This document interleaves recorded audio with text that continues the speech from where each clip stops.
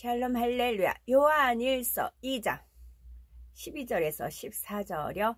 자녀들아, 내가 너희에게 쓰는 것은 너희 죄가 그의 이름으로 말미암아 사함을 받음이요. 아비들아, 내가 너에게 쓰는 것은 너희가 태초부터 계신 이를 알았음이요. 청년들아, 내가 너희에게 쓰는 것은 너희가 악한 자를 이기었음이라. 아이들아, 내가 너희에게 쓴 것은 너희가 아버지를 알았음이요. 아비들아, 너희에게 쓴 것은 너희가 태초부터 계신 이를 알았음이요. 청년들아, 내가 너희에게 쓴 것은 너희가 강하고 하나님의 말씀이 너희 안에 거하시어 너희가 흉악한 자를 이기었음이라. 로마서 12장 3절이요. 내게 주신 은혜로 말미암아 너희 각 사람에게 말하노니 마땅히 생각할 그 이상의 생각을 품지 말고 오직 하나님께서 각 사람에게 나누어 주신 믿음의 분량대로 지혜롭게 생각하라. 믿음의 분량입니다. 각 사람마다 믿음의 분량이 다른 것을 성경상에서는 말씀을 하고 계십니다. 사람들은 이 땅에서 겨우 몇십 년 살면서도 좋은 환경에서 살기 위해 온갖 수고를 아끼지 않지만 짧은 인생이 지나면 반드시 심판을 받아 천국이나 지옥으로 가게 됩니다. 지옥에 가서 아무리 후회를 해도 다시 구원받을 기회가 없으며 또한 구원받아 천국에 가는 사람 중에서도 천국에서 누리는 처소와 영광이 각각 달라집니다. 고린도전서 15장 41절을 보면 해의 영광도 다르며 달의 영광도 다르며 별의 영광도 다른데 별과 별의 영광이 다르도다 말씀했습니다. 이는 구원받아 천국에 가는 사람들이 천국에서 누리는 처소와 영광이 각각 달라질 것을 의미합니다. 천국에서 어떤 사람은 해와 같이 빛나는 영광스러운 자리에 들어가며 혹은 달의 영광, 별의 영광을 누리게 됩니다. 많은 별들이 밝기가 서로 다른 것처럼 별의 영광이라 해도 누리는 영광이 다르지요. 따라서 우리가 얼마나 하나님의 말씀대로 살았는가, 얼마나 죄를 버리고 깨끗한 마음을 이루었으며 얼마나 하나님의 나라를 위해 충성했는가에 따라 천국의 처소와 그 안에서 누릴 영광이 결정되며 이러한 영광은 한번 정해지고 나면 영원토록 바뀌지 않습니다. 우리는 과연 얼마나 좋은 천국에 들어갈 믿음을 소유하셨는지요. 어떤 사람은 자신의 믿음을 과대평가하기도 하는데 신앙생활을 오래 했고 많은 직분이 있고 말씀을 많이 알아서 가르치는 입장에 있다면 더욱 그런 착각을 하기가 쉽지요. 그래서 마태복음 7장 22에서 23절 주여 주여 우리가 주의 이름으로 선지자 노릇하며 주의 이름으로 귀신을 쫓아내며 주의 이름으로 많은 권능을 행치 아니하였나이까 하리니 그때에 내가 저에게 밝히 말하되 내가 너희를 도무지 알지 못하니 불법을 행하는 자들아 내게서 떠나가라 하리라 말씀하신 것입니다. 스스로는 열심히 하나님의 일도 하고 믿음이 좋은 줄 알았는데 정작 심판 때에 주님께서 너는 지극히 작은 믿음을 가졌구나 하신다면 얼마나 민망한 일입니까? 그러므로 항상 자신의 믿음 수준을 점검하여 더 좋은 믿음을 갖기 위해 노력해야 하는 것입니다. 로마서 12장 3절을 보면 오직 하나님께서 각 사람에게 나눠주신 믿음의 분량대로 지혜롭게 생각하라 하여 사람마다 믿음의 분량이 다름을 알 수 있습니다. 믿음이 아주 큰 사람이 있는가 하면 겨자씨만한 작은 믿음을 가진 사람도 있고 신구약 곳곳에는 이처럼 믿음의 분량이 다른 것을 여러 가지 비유를 통해 설명하고 있습니다. 요한일서 2장 12에서 14절에는 영적인 믿음의 단계를 사람의 성장 과정에 비유하여 자세하게 설명하고 있지요. 자녀들아, 내가 너희에게 쓰는 것은 너희 죄가 그의 이름으로 말미암아 사함을 얻으며, 아비들아, 내가 너에게 쓰는 것은 너희가 태초부터 계신 이를 알며, 청년들아, 내가 너에게 쓰는 것은 너희가 악한 자를 이기었음이니라. 아이들아, 내가 너에게 쓴 것은 너희가 아버지를 알았으며, 아비들아, 내가 너에게 쓴 것은 너희가 태초부터 계신 이를 알았으며, 청년들아, 내가 너에게 쓴 것은 너희가 강하고 하나님의 말씀이 너희 속에 거하시고 너희가 흉악한 자를 이기었음이라 했습니다. 여기서 자녀, 아이, 청년, 아비라 하는 것은 신체의 나이에 따라 말씀하시는 것이 아니라 영적인 믿음의 분량을 의미합니다. 첫 번째로 자녀들의 믿음은 너희 죄가 그의 이름으로 말미암아 사함 얻었다 했습니다. 요한복음 1장 12절, 영접하는 자 곧 그 이름을 믿는 자들에게는 하나님의 자녀가 되는 권세를 주셨다는 말씀처럼 죄사함을 받아 구원받은 믿음의 자녀들의 믿음이며, 육적으로 비유하면 갓 태어난 아기와 같은 상태이지요. 아직 진리도 잘 모르고 진리대로 살고자 노력하지도 못하지만 그래도 복음을 듣고 주를 영접했기에 성령을 받고 구원받을 수 있는 초신자의 믿음입니다.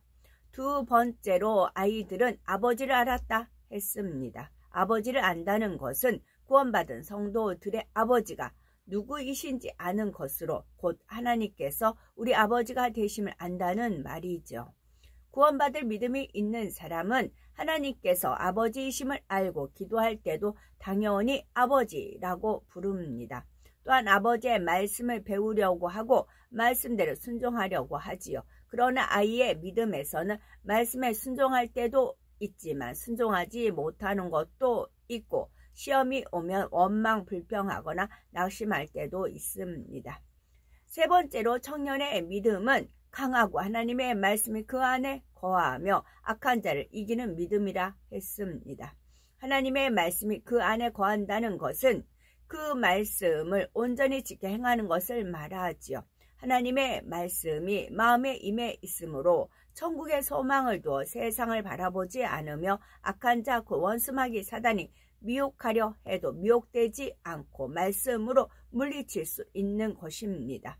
이 단계에서는 어떤 시험을 만나도 요동하지 않을 수 있으며 쉬지 않고 기도하는 가운데 감사하고 찬송하며 시험을 거뜬하게 이겨냅니다. 마지막으로 가장 장성한 아비의 믿음은 태초부터 계신 이를 아는 믿음입니다. 태초부터 계신이란 물론 하나님을 의미하는데 아이의 믿음에서 하나님을 아는 것과는 전혀 다릅니다. 아이의 믿음에서 하나님을 안다는 것은 아직 철없는 아이들이 부모를 알기는 하지만 부모의 고향이 어디인지 어떤 마음과 성품을 가졌는지 구체적으로는 모르며 어린아이의 수준에서 이해할 뿐이죠. 그러나 아비의 믿음은 위대하신 창조주 하나님의 깊은 것, 근본까지도 알 수 있는 마음입니다. 예를 들어 모세가 하나님의 근본을 알았기에 천지창조를 비롯하여 무수한 비밀을 계시받아 모세 5경을 기록할 수 있었던 그런 큰 믿음의 단계이지요. 아브라함이 하나님의 깊은 마음까지 헤아림으로 기쁘시게 하는 행함을 보였기에 하나님의 벗이라 인정받는 믿음이 바로 태초부터 계신 이를 아는 단계입니다. 이렇게 믿음의 분량을 육적인 성장 과정에 비유해 볼 때 우리의 믿음은 어느 수준에 해당하시는지요? 우리 자녀의 믿음이 있는 분들은 부지런히 하나님의 말씀을 배우고 순종하여 아이의 믿음으로 자라야 합니다. 아이의 믿음에 있는 분들도 지체하지 말고 신속하게 청년의 믿음의 단계로 들어와야 하며 더 나아가 하나님과 밝히 교통한 아비의 깊은 단계를 간절히 사모하여 그 단계에 이룰 수 있어야 하지요. 에스겔 47장에서는 에스겔이 본 환상 가운데 물의 깊이로서 믿음의 분량을 설명하는 장면이 기록되어 있습니다. 에스겔의 환상 중에 보니 성전 문지방 밑에서 물이 쏟아 나오는데 그 물이 성전 안을 두루 흐르다가 성전 바깥으로까지 흘러나오는 것이지요. 에스겔 47장 3절에서 5절에 그 사람이 손에 줄을 잡고 동으로 나아가며 1,000척을 청량한 후에 나로 그 물을 건너게 하시니 물이 발목에 오르더니 다시 1,000척을 청량하고 나로 물을 건너게 하시니 물이 무릎에 오르고 다시 1,000척을 청량하고 나로 물을 건너게 하시니 물이 허리에 오르고 다시 1,000척을 청량하시니 물이 내가 건너지 못할 강이 된지라. 그 물이 창이라여 헤엄할 물이요 사람이 능히 건너지 못할 강이더라 했습니다. 여기서 물은 하나님의 말씀을 뜻하며 이 장면은 성전에서 나온 하나님의 말씀이 온 세상에 퍼져가는 것을 보여주신 것으로 하나님께서 심판 때 각 사람의 믿음을 청량하심으로 한치의 오차도 없는 판결이 행해지는 것을 의미합니다. 예를 들어 발목까지 찼다는 것은 겨우 구원받을 정도밖에 안 되는 어린 믿음이요 키가 넘을 만큼 물이 창이라다는 것은 온전히 말씀 가운데 거하는 아비의 믿음을 말하는 것입니다. 이렇게 사람마다 각각 다른 믿음의 분량에 따라 하나님께서 심판을 하신다는 것을 비유하신 말씀이지요. 고린도전서 3장 12에서 15절에도 믿음의 분량에 관련하여 만일 누구든지 금이나 은이나 보석이나 나무나 풀이나 지푸로 그 터 위에 세우면 각각 공력이 나타날 터인데 그날이 공력을 밝히리니 이는 불로 나타내고 그 불이 각 사람의 공력이 어떠한 것을 시험할 것임이니라.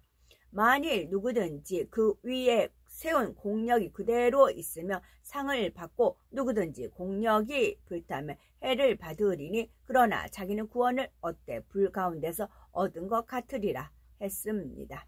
여기서 공력을 쌓는 터란 곧 예수 그리스도입니다. 사람마다 예수 그리스도의 터 위에 믿음을 쌓아가는데 이때 공력 곧 그 믿음의 행함을 얼마나 정성스럽게 쌓는가에 따라 받을 상이 달라지는 것이죠. 공력을 밝히는 때란 세 가지로 설명할 수 있는데 첫째로 자신의 직분을 평가받는 때이죠. 각 분기가 지날 때나 연말이 되면 그동안 얼마나 믿음으로 사명 감당을 잘했는지 각 사람의 열매를 평가하게 되지요. 그래서 잘 감당한 사람은 상을 받지만 감당하지 못한 사람은 책망을 듣기도 하고 다음에는 직분을 다시 받지 못하기도 합니다. 두 번째로 공력을 밝히는 때는 불같은 시험이 올 때입니다. 평소에는 열심히 있고 믿음이 좋아 보이던 사람들도 시험이 오면 자신에게 참 믿음이 없음을 발견하게 되는 때가 많습니다. 세 번째로 공력을 밝히는 때는 마지막 날 하나님 앞에서 심판받는 때입니다. 하나님의 심판 때 앞에서는 모든 사람의 행함이 하나도 숨김없이 드러나 선악간의 상과 벌을 받게 됩니다. 정금 같은 믿음을 가진 사람은 불같은 시험의 때에도 전혀 요동함이 없고 감사와 기쁨으로 시험을 이긴 후에 이전보다 더 큰 축복을 받게 됩니다. 하지만 은, 보석, 나무, 풀 이렇게 단계가 내려갈수록 시험을 당할 때 이기는 힘이 약해집니다. 은도 불 속에서 다 없어지지 않으나 금보다는 가치가 덜합니다. 보석은 불에 타서 사라지는 것은 아니라 해도 부서지게 되면 가치가 크게 떨어지지요. 그래도 구원받을 믿음은 있는 것이니 믿음의 행함에 따라 장차 천국에서 받을 상급도 있습니다.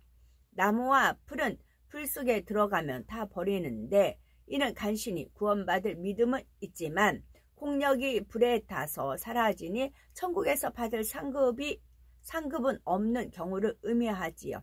더구나 집과 같은 믿음이라면 공력이 불에 타 상급이 없을 뿐 아니라 구원조차도 받을 수가 없습니다. 겉으로는 교회에 출석하고 신앙생활을 하지만 그 마음에는 구원받을 만한 영적인 믿음이 없는 경우가 바로 공력을 지푸로 쌓는 경우입니다.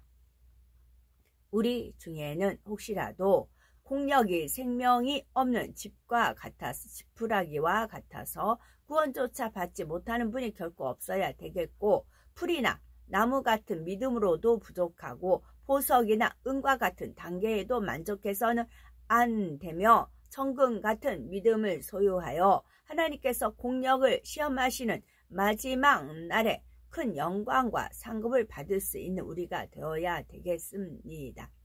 에베소서 4장 13절, 우리가 다 하나님의 아들을 믿는 것과 아는 일에 하나가 되어 온전한 사람을 이루어 그리스도의 장성한 분량이 충만한 데까지 이르리니 했습니다.